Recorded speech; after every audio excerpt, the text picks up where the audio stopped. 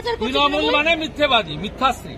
14 বছর কাজ করার পরেও এসব বাঙালি করতে হচ্ছে কেন?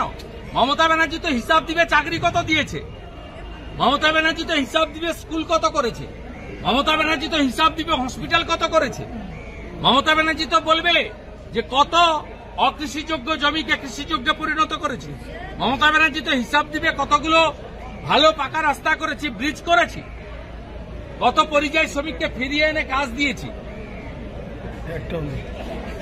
এখনো লক্ষ লক্ষ লোক কেন ভেলোরে কটকে যায় চিকিৎসা করতে? কেন 2,15,00,000 বেকার? কেন 60 লক্ষ পরিযায়ী শ্রমিক?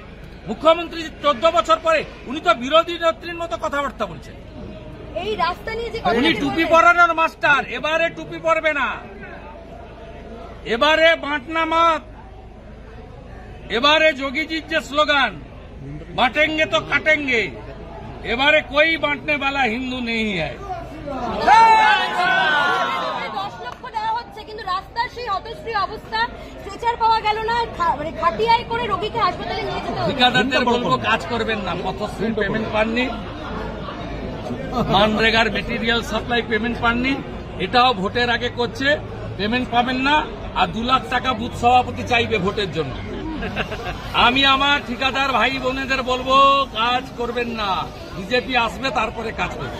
আমাদের এখানেও সব মুসলমান গ্রামে বাংলাদেশের মেয়েদের ফেসবুকে এই 5-6 বছরের মধ্যে পটিয়ে নিয়ে এসে বিয়ে করিয়েছে, করে ফলস আধারে পিক করে দিয়েছে।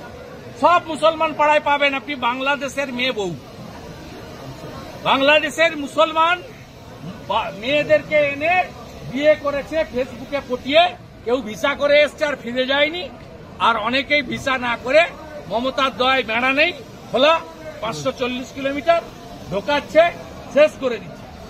বিহারে যদি 50 লাখ বাদ যায়, এখানে 1,25,00,000 বাংলাদেশি মুসলমান আর রোহিঙ্গা বাদ যাবে। আর সব হিন্দুদেরকে আমি অ্যাসিওর করছি, ভারতীয় হিন্দু মুসলমানকে অ্যাসিওর করছি, আর ধর্মীয় কারণে বাংলাদেশ থেকে আসা হিন্দুদের অ্যাসিওর করছি, একটা কারোরও কোনো অসুবিধা হলে উপরে মোদিজি যদি গ্যারান্টার থাকেন, এই রাজ্যের এলওপিও একটা ছোটখাটো গ্যারান্টার আজ উত্তর দিয়ে দিয়েছে। ওই জন্য ওদের এক্স এমপি পার্থপ্রতিম রায়কে ভুয়া পোস্ট করে ডিলিট করতে হয়েছে। মুম্বাই পুলিশ প্রমাণ করে দিয়েছে মমতা মিথ্যাবাদী। আমি 15ই আগস্টের পরে এই কন্যা সুরক্ষার মতো রাস্তায় নামবো, রোহিঙ্গা মুক্ত, বাংলাদেশি মুসলমান অনুপ্রবেশ মুক্ত, ডক্টর শ্যামা প্রসাদ মুখার্জির বাংলা চাই। গতকাল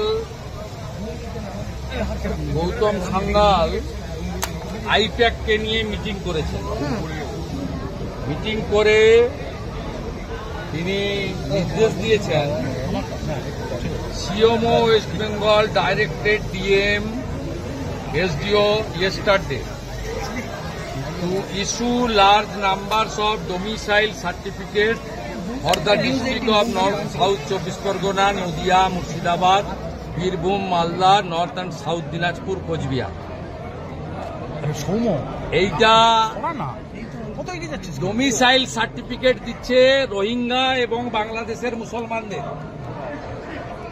আমি একটু পরেই জ্ঞানেশ কুমারজিকে লিখব যে আজ থেকে যে ডোমিসাইল সার্টিফিকেট দেওয়া হবে, এই সার্টিফিকেটকে অ্যাকসেপ্ট করতে না।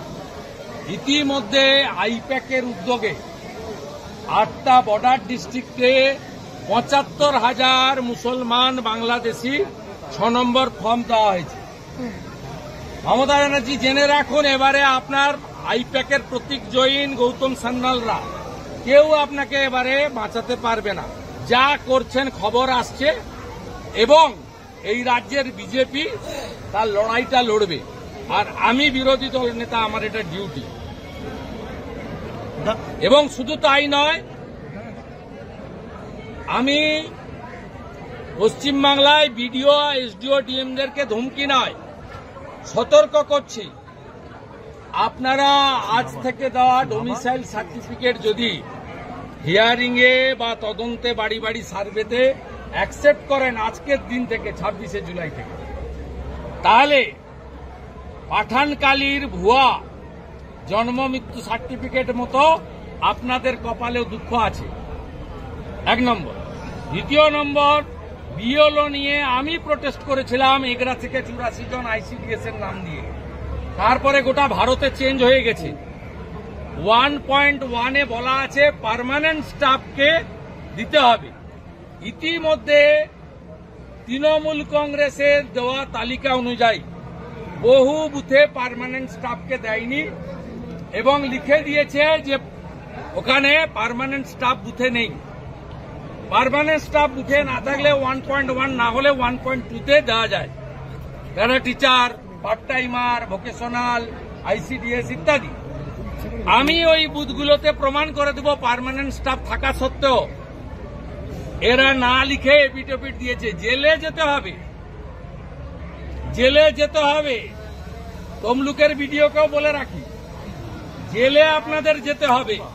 আপনারা জানেন না বিহারে যে এসআইআর হয়েছে 403 জনের নামে এফআইআর হয়েছে বিএলও। 53 জন বিএলও অ্যারেস্ট আছে বিহারের বিভিন্ন জেলে। আপনি বলছেন মমতার পুলিশ ধরবে না? মমতার পুলিশ যদি না ধরে তার জন্য কি করতে হয় 4 বছরে আমি প্রমাণ করে দিয়েছি, আবার প্রমাণ করে দিচ্ছি। আরে আপনি পূর্ব মেদিনীপুরে কি করেছে জানেন? প্রথম বিএলও লিস্ট পাল্টেছে পূর্ণেন্দু মাঝি, সভাধিপতিকে নিয়ে বসে। আমার কাছে পুরো রেকর্ড আছে, পুরো রেকর্ড আছে। আমি একদম যা করার করব, নিশ্চিন্ত থাকুন। আমি একটু পরেই গণেশ কুমারজিকে লিখে এই ডোমিসাইল সার্টিফিকেট নিয়ে এক্সে দিয়ে দিচ্ছি, আপনারা পেয়ে যাবেন। দাদা, বিহারের মতন পশ্চিমবঙ্গকে এইভাবে ভোটার তালিকা সংশোধন করার দরকার আছে বলে আপনি মনে করেন? এবং কতবার বলবো, কতটা জরুরি? কতবার আপনাকেই প্রশ্ন করছি, আপনি লোকাল ছিলেন। রোহিঙ্গা এবং বাংলাদেশের মুসলমান থাকা উচিত কি নেই আপনি বলুন। আপনি যদি ট্রু ভারতীয় হন, কার্গিল বিজয় দিবসে দাঁড়িয়ে বলুন এই অনুপ্রবেশকারীদের থাকা উচিত কি উচিত না? ভারতীয় মুসলমানদের, পশ্চিমবঙ্গের মুসলমানদের ওই ইস্যুতে ইলেকশন কমিশনকে সহযোগিতা করা উচিত।